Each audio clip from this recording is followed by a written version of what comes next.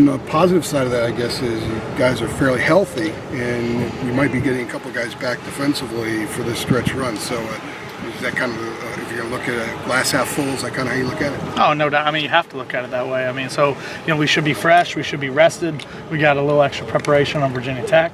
I look at it as a positive. Now we're geared up for the back end of the season. Larry talked about tackling being an issue in that loss to Miami. Kind of uncharacteristic of how this team has done this year.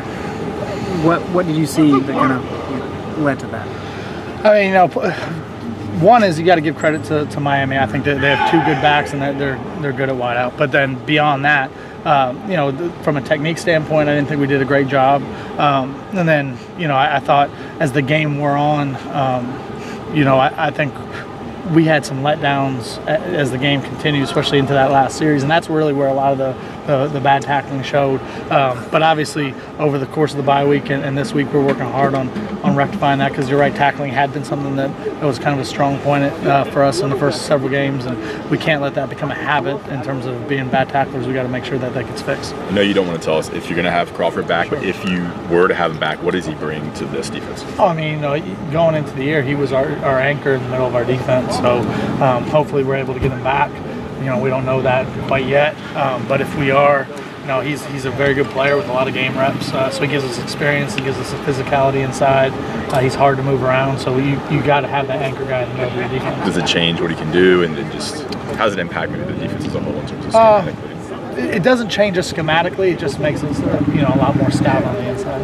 Allocator played a lot of snaps in a 5-day period in that stretch. How did he do, and can you kind of see some evolution as a result of that? Yeah, Allen's continued to get better as the years gone on. Just like everybody in the Miami game, he had flashes where I thought he played well, and then some things that obviously we need to get better at. But he's been a valuable guy given the situation. He's a guy that we've counted on to handle a lot of the responsibility because of the suspension issue that we've had at defensive end and some of the injuries that we've had.